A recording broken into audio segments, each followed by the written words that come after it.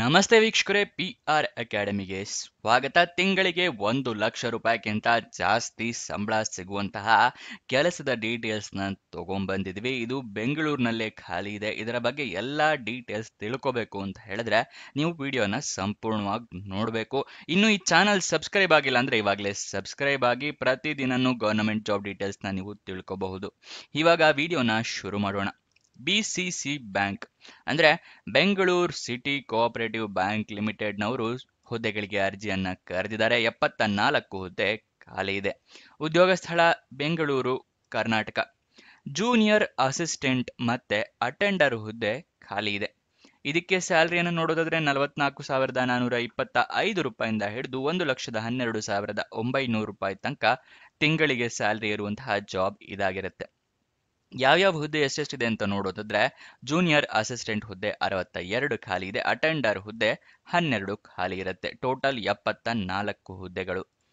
Next application fees ಇರುತ್ತೆ. ಇದರಲ್ಲಿ P-Caste, P1 ಮತ್ತೆ disabled candidates, ex service man ಕ್ಯಾಂಡಿಡೇಟ್ಸ್ಗಳಿಗೆ 750 ರೂಪಾಯಿಗಳಿರುತ್ತೆ. ಇನ್ನಿತರೆ ಎಲ್ಲ ಕ್ಯಾಂಡಿಡೇಟ್ಸ್ಗಳಿಗೂ 1,000 ರೂಪಾಯಿಗಳ ಅರ್ಜಿ ಶುಲ್ಕ ಇರುತ್ತೆ. ಈ P-Caste, PP ಅಂತ ಏನು ಅಂದ್ರೆ ಪರಿಶಿಷ್ಟ ಜಾತಿ, ಪರಿಶಿಷ್ಟ ಪಂಗಡ. P1 ಅಂದ್ರೆ ಪ್ರವರ್ಗ 1 ಮತ್ತೆ ಅಂಗವಿಕಲ ಕ್ಯಾಂಡಿಡೇಟ್ಸ್ಗಳಿಗೆ ಮತ್ತೆ ಎಕ್ಸ್ ಸರ್ವಿಸ್ ಮನ್ ಕ್ಯಾಂಡಿಡೇಟ್ಸ್ಗಳಿಗೆ ಅಂತ ಹೇಳಿ ಇದಿಷ್ಟು ಗೊತ್ತಾಯ್ತಲ್ವಾ. ನೆಕ್ಸ್ಟ್ ಅಟೆಂಡರ್ ಹುದ್ದೆಗೆ ಕೂಡ SC/ST ಕ್ಯಾಂಡಿಡೇಟ್ಸ್ಗಳಿಗೆ ಪ್ರವರ್ಗ 1 ಮತ್ತೆ ಅಂಗವಿಕಲ ಕ್ಯಾಂಡಿಡೇಟ್ಸ್ಗಳಿಗೆ ಮತ್ತೆ ಎಕ್ಸ್ ಸರ್ವಿಸ್ ಮನ್ ಕ್ಯಾಂಡಿಡೇಟ್ಸ್ಗಳಿಗೆ 600 ರೂಪಾಯಿಗಳ ಅರ್ಜಿ ಶುಲ್ಕ ಇರುತ್ತೆ. ಇನ್ನಿತರೆ ಎಲ್ಲ ಕ್ಯಾಂಡಿಡೇಟ್ಸ್ಗಳಿಗೂ 800 ರೂಪಾಯಿಗಳ ಅರ್ಜಿ ಶುಲ್ಕ ಇರುತ್ತೆ. ಅರ್ಜಿ ಶುಲ್ಕವನ್ನ ನೀವು ಆನ್ಲೈನ್ ಮುಖಾಂತರ ಪೇ ಮಾಡಬೇಕಾಗುತ್ತೆ. ಈ ರಿಸರ್ವೇಶನ್ ನೀವು ಪಡ್ಕೋಬೇಕು ಅಂತ ಹೇಳಿದ್ರೆ ನಿಮ್ಮ ಹತ್ರ ಜಾತಿ ಪ್ರಮಾಣ ಪತ್ರ, ಅಂಗವಿಕಲತೆಯ ಪ್ರಮಾಣ ಪತ್ರ ಮತ್ತೆ ಎಕ್ಸ್ ಸರ್ವಿಸ್ ಮೆನ್ ಸರ್ಟಿಫಿಕೇಟ್ ಇದೆಲ್ಲ ಇರಬೇಕಾಗತ್ತೆ. ನೀವು ಯಾವ ರಿಸರ್ವೇಶನ್ ಪಡ್ಕೊಬೇಕು ಅಂತಿದ್ರೆ ಅದರ ಪ್ರಮಾಣ ಪತ್ರವನ್ನ ಮುಂಚೆನೆ ರೆಡಿ ಇಟ್ಕೊಂಡಿರಿ. ಮತ್ತೆ ಆನ್ಲೈನ್ ಮುಖಾಂತರ ನೀವು ಅರ್ಜಿ ಶುಲ್ಕವನ್ನ ಪೇ ಮಾಡಬೇಕಾಗುತ್ತೆ. ನೆಕ್ಸ್ಟ್ ಡೀಟೇಲ್ಸ್ನ ತಿಳಿಸ್ಕೊಡ್ತೀನಿ. ಅದಕ್ಕಿಂತ ಮುಂಚೆ ದಯವಿಟ್ಟು ಇನ್ನೂ ವಿಡಿಯೋಗೆ ಲೈಕ್ ಮಾಡಿಲ್ಲ ಅಂದ್ರೆ ಲೈಕ್ ಮಾಡಿ. ನೀವು ಲೈಕ್ ಮಾಡಿದಾಗ ಇನ್ನೂ ಹಲವಾರು ಜನರಿಗೆ ಈ ವಿಡಿಯೋ ತಲುಪುತ್ತೆ ಮತ್ತೆ ನಮಗೂ ಕೂಡ ವಿಡಿಯೋ ಮಾಡಬೇಕು ಅಂತ ಹೇಳಿ ಒಂದು ಪ್ರೋತ್ಸಾಹ ಸಿಗುತ್ತೆ. ನೆಕ್ಸ್ಟ್ ನಿಮಗೆ ಏನಾದರೂ ಗೊತ್ತಿರಲಿಲ್ಲ ಅಂತ ಹೇಳಿದ್ರೆ prgovernmentjobs.com ಅಂತ ಹೇಳಿ ನಾವು ವೆಬ್ಸೈಟ್ನ ಕ್ರಿಯೇಟ್ ಮಾಡಿದ್ವಿ. ಗೊತ್ತಿದ್ದವರು 1-1.5 ನಿಮಿಷ ಚೂರು ಮುಂದೆ ಸ್ಕಿಪ್ ಮಾಡ್ಕೊಳ್ಳಿ, ಫಾರ್ವರ್ಡ್ ಮಾಡ್ಕೊಳ್ಳಿ. ಗೊತ್ತಿಲ್ಲದವರಿಗೆ ತಿಳಿಸ್ಕೊಡ್ತಾ ಇದ್ದೀನಿ. ಈ ವೆಬ್ಸೈಟ್ನ ಏನಕ್ಕೆ ಕ್ರಿಯೇಟ್ ಮಾಡಿದೀವಿ ಅಂತ ಹೇಳಿದ್ರೆ ಪ್ರತಿದಿನನೂ ಹಲವಾರು ಜಾಬ್ಸ್ ನೀವು ತಿಳ್ಕೊಂಡ್ಲಿ ಅಂತ ಹೇಳಿ. prgovernmentjobs.com ಅಂದ್ರೆ prgovtjobs.com ಅಂತ ಹೇಳಿ. ಇದರ ಲಿಂಕು ಡಿಸ್ಕ್ರಿಪ್ಷನ್ ಮತ್ತೆ ಕಮೆಂಟ್ ಬಾಕ್ಸ್ ನಲ್ಲಿ ಕೊಟ್ಟಿದ್ದೀನಿ. ಅಲ್ಲಿಂದ ಕ್ಲಿಕ್ ಮಾಡಿದ್ರೆ ಈ ರೀತಿ ಪೇಜ್ ಓಪನ್ ಆಗುತ್ತೆ. ಇಲ್ಲಿ Karnataka government jobs, central government, 10th pass, 12th pass, degree jobs ಈ ತರ ಹಲವಾರು ಜಾಬ್ಸ್ಗಳು ಡೀಟೇಲ್ಸ್ ಅಪ್ಲೋಡ್ ಮಾಡ್ತಾನೆ ಇರ್ತೀವಿ. ಈ ಸ್ಕ್ರೋಲ್ ಡೌನ್ ಮಾಡಿ ಕೆಳಗಡೆ ಬಂದ್ರೆ ಕನ್ನಡದಲ್ಲೂ ಕೂಡ ಬಟನ್ಸ್ನ ಕೊಟ್ಟಿದ್ವಿ.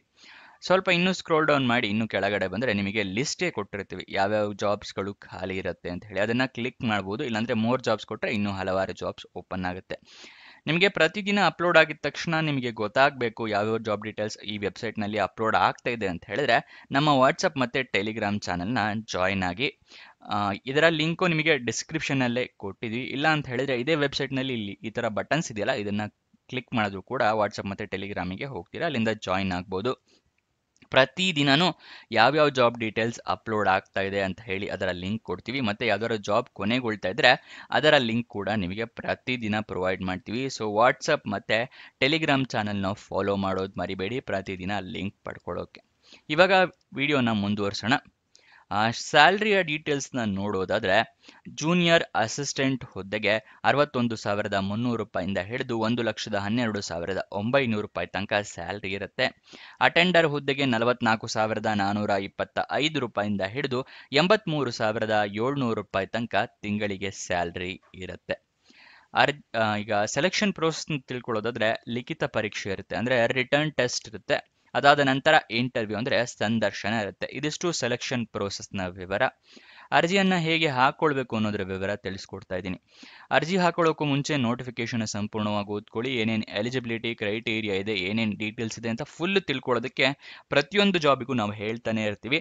ನೀವು ನೋಟಿಫಿಕೇಶನ್ನ ಓದ್ಕೊಂಡ್ಲೇಬೇಕು ಎಲ್ಲ ಡೀಟೇಲ್ಸ್ನ ತಿಳ್ಕೊಳ್ಳೋದಕ್ಕೆ. ಅದನ್ನು ಓದೋದು ಮರಿಬೇಡಿ. ಅದನ್ನು ಡೌನ್ಲೋಡ್ ಮಾಡೋದು ಕೂಡ ವಿಡಿಯೋದಲ್ಲಿ ಮುಂದೆ ತಿಳಿಸ್ಕೊಡ್ತೀವಿ.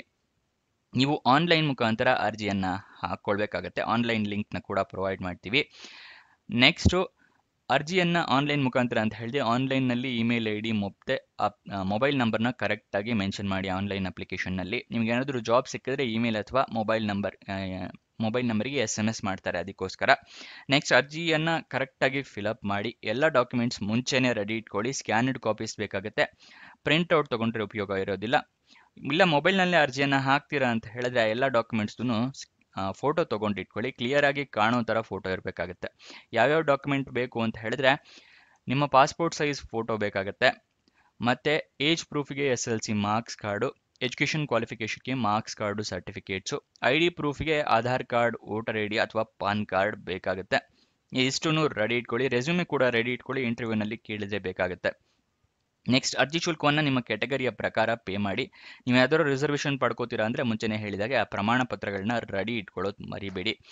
ಎಲ್ಲ ಡೀಟೇಲ್ಸ್ ಕರೆಕ್ಟ್ ಇದೆಯಾ ಅಂತ ಒಂದ್ಸಲ ರೀಚೆಕ್ ಮಾಡ್ಕೊಂಡು ನಂತರನೇ ಅಪ್ಲಿಕೇಶನ್ನ ಸಬ್ಮಿಟ್ ಮಾಡಿ ಆದ ಮೇಲೆ ನಿಮಗೇನಾದರೂ ಅಪ್ಲಿಕೇಶನ್ ನಂಬರ್ ಅಥವಾ ರೆಫರೆನ್ಸ್ ನಂಬರ್ ಆ ಥರ ಬಂದರೆ ನಿಮ್ಮ ಫ್ಯೂಚರ್ ರೆಫರೆನ್ಸಿಗೆ ಅದು ಬೇಕಾಗುತ್ತೆ. ಬರೆದಿಟ್ಕೊಳ್ಳಿ ಅಥವಾ ಸ್ಕ್ರೀನ್ಶಾಟ್ ತೊಗೊಂಡಿಟ್ಕೊಳ್ಳಿ. ಬೇಕು ಅಂತ ಹೇಳಿದರೆ ಆ ಅಪ್ಲಿಕೇಶನ್ ಹಾಕಿರ್ತೀರಲ್ಲ ಅದನ್ನು ಪ್ರಿಂಟ್ಔಟ್ ಬೇಕಾದ್ರೂ ತೊಗೊಳ್ಳಿ, ನಿಮ್ಮ ರೆಫರೆನ್ಸಿಗೆ ಅಷ್ಟೇ. ನೆಕ್ಸ್ಟ್ ಅಪ್ಲಿಕೇಶನ್ ಓಪನ್ ಆಗಿ ದಿನಾಂಕ 20 ಆಗಸ್ಟ್ 2025, ಕೊನೆಯ ದಿನಾಂಕ 10 ಸೆಪ್ಟೆಂಬರ್ 2025 ಅರ್ಜಿ ಶುಲ್ಕವನ್ನು ಪೇ ಮಾಡೋಕ್ಕೆ ಕೊನೆಯ ದಿನಾಂಕ ಕೂಡ 10 ಸೆಪ್ಟೆಂಬರೇ ಆಗಿರುತ್ತೆ. ನೆಕ್ಸ್ಟ್ ನೋಟಿಫಿಕೇಶನ್ನ ಡೌನ್ಲೋಡ್ ಮಾಡೋದು ತಿಳಿಸ್ಕೊಡ್ತಾ ಇದ್ದೀನಿ. ನೀವು ಇಲ್ಲಿ ಹೋಮ್ ಪೇಜಿಂದಾನೇ ತಿಳಿಸ್ಕೊಡ್ತೀನಿ ಬೇಕು ಅಂತ ಹೇಳಿದೆ. ಇಲ್ಲಿ ಹೋಮ್ ಪೇಜಲ್ಲಿ ಸ್ಕ್ರೋಲ್ ಡೌನ್ ಮಾಡಿ ಇಲ್ಲಿ BCC ಅಂತ ಇರುತ್ತೆ. ಇದೇನಾದರೂ ಹಲವಾರು ಜಾಬ್ಸ್ ಓಪನ್ ಆಗಿದೆ, ಇದು ಕೆಳಗಡೆ ಹೋಗಿರುತ್ತೆ.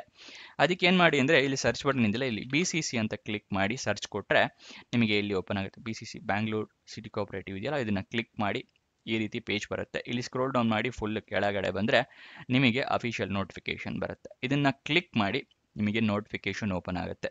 ಇಲ್ಲಿ ಎಲ್ಲ ಡೀಟೇಲ್ಸ್ನ ನೀವು ತಿಳ್ಕೊಬಹುದು. ಅದರ ಕೆಳಗಡೆನೆ ಅಪ್ಲೈ ಆನ್ಲೈನ್ ಅಂತಿದೆಯಲ್ಲ, ಇದನ್ನು ಕ್ಲಿಕ್ ಮಾಡಿದ್ರೆ ಅಪ್ಲಿಕೇಶನ್ ವೆಬ್ಸೈಟ್ ಓಪನ್ ಆಗುತ್ತೆ. ಆನ್ಲೈನ್ ಅರ್ಜಿ ಹಾಕ್ಕೋಬೇಕು ಅಂತ ಹೇಳಿದ್ನಲ್ಲ ಆ ವೆಬ್ಸೈಟ್ ಇಲ್ಲಿ ನೋಡಿ, ಇದು ವೆಬ್ಸೈಟು. ಮುಂಚೆನೇ ರಿಜಿಸ್ಟರ್ ಆಗಿದ್ರೆ ಇಲ್ಲಿ ಆಲ್ರೆಡಿ ರಿಜಿಸ್ಟರ್ಡ್ ಅಂತ ಕೊಡಿ, ನ್ಯೂ ರಿಜಿಸ್ಟ್ರೇಷನ್ ಆಗಿದ್ರೆ ನ್ಯೂ ರಿಜಿಸ್ಟ್ರೇಷನ್ ಅಂತ ಕೊಡಿ.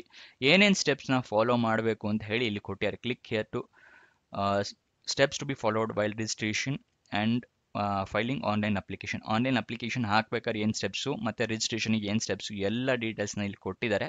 ಇದನ್ನು ಓದ್ಕೊಳ್ಳಿ, ನಿಮಗೆ ಹೆಲ್ಪ್ ಆಗುತ್ತೆ ಅರ್ಜಿಯನ್ನು ಹಾಕೊಳ್ಳೋದಕ್ಕೆ. ಗೊತ್ತಾಯ್ತಲ್ವಾ? ಇಲ್ಲಿಂದನೂ ಕೂಡ ನೀವು PDF ಡೌನ್ಲೋಡ್ ಮಾಡ್ಕೋಬೋದು. ಇಲ್ಲಿ ಅಧಿಸೂಚನೆ ಸಂಖ್ಯೆ ಅಂತಿದೆಯಲ್ಲ, ಇಲ್ಲಿನ ಕ್ಲಿಕ್ ಮಾಡಿದ್ರೆ ನಿಮಗೆ PDF ಓಪನ್ ಆಗುತ್ತೆ. ಇಲ್ಲ ಅಂತ ಹೇಳಿದ್ರೆ ಇದು ಸ್ವಲ್ಪ ಲೇಟ್ ಆಗ್ಬೋದು. ನಮ್ಮ ವೆಬ್ಸೈಟಿಂದಾನೇ ಕ್ಲಿಕ್ ಮಾಡಿದ್ರೆ ಸ್ವಲ್ಪ ಬೇಗ ಓಪನ್ ಆಗುತ್ತೆ. ಗೊತ್ತಾಯ್ತಲ್ವಾ?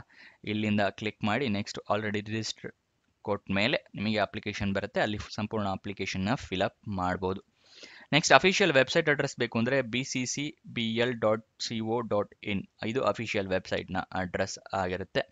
ಇವಾಗ ಎಜುಕೇಷನ್ ಕ್ವಾಲಿಫಿಕೇಷನ್ ಮತ್ತು ವಯೋಮಿತಿಯನ್ನು ತಿಳಿಸ್ಕೊಡ್ತಾ ಇದ್ದೀನಿ. ವಯೋಮಿತಿ ಮಿನಿಮಮ್ 18 ವರ್ಷ, ಮ್ಯಾಕ್ಸಿಮಮ್ 35 ವರ್ಷದವರು ಕೂಡ ಅರ್ಜಿಯನ್ನು ಹಾಕ್ಕೋಬಹುದು. ಮತ್ತು ಬ್ಯಾಕ್ವರ್ಡ್ ಕ್ಯಾಂಡಿಡೇಟ್ಸ್ಗಳಿಗೆ 3 ವರ್ಷದ ಸಡಿಲಿಕೆಯನ್ನು ಕೊಟ್ಟಿದ್ದಾರೆ. SC/ST ಕ್ಯಾಂಡಿಡೇಟ್ಸ್ಗಳಿಗೆ 5 ವರ್ಷದ ಸಡಿಲಿಕೆಯನ್ನು ಕೊಟ್ಟಿರ್ತಾರೆ. ಇದಕ್ಕೂ ಕೂಡ ನೀವು ನಿಮ್ಮ ಹತ್ರ ಸರ್ಟಿಫಿಕೇಟ್ಸ್ಗಳನ್ನ ಇಟ್ಕೋಬೇಕಾಗುತ್ತೆ. ಎಜುಕೇಷನ್ ಕ್ವಾಲಿಫಿಕೇಷನ್ ನೋಡೋದಾದರೆ ಜೂನಿಯರ್ ಅಸಿಸ್ಟೆಂಟ್ ಹುದ್ದೆಗೆ ಗ್ರಾಜ್ಯುಯೇಷನ್ ಆಗಿರಬೇಕು. ಅಟೆಂಡರ್ ಹುದ್ದೆಗೆ 10th ಪಾಸ್ ಆಗಿರೋರು ಅರ್ಜಿಯನ್ನು ಹಾಕ್ಕೊಳ್ಬಹುದು. ಇದಿಷ್ಟು ವಯೋಮಿತಿ ಮತ್ತು ಎಜುಕೇಷನ್ ಕ್ವಾಲಿಫಿಕೇಷನ್ನ ಡೀಟೇಲ್ಸ್. ಎಲ್ಲ ಡೀಟೇಲ್ಸ್ ತಿಳ್ಕೊಂಡಿದ್ದೀರಾ ಅಂತ ಅನ್ಕೊಂತೀನಿ. ಏನಾದರೂ ಡೌಟ್ಸ್ ಅಥವಾ ಕ್ವಶನ್ಸ್ ಇದ್ದರೆ ಕಮೆಂಟ್ ಬಾಕ್ಸ್ನಲ್ಲಿ ಕಮೆಂಟ್ ಮಾಡಿ, ನಾವು ಉತ್ತರ ಕೊಡೋದಕ್ಕೆ ಪ್ರಯತ್ನ ಮಾಡ್ತೀವಿ. ಇನ್ನೊಂದು ಜಾಬ್ ವಿಡಿಯೋ ಜೊತೆ ಸಿಗೋಣ. ಬಾಯ್ ಬಾಯ್.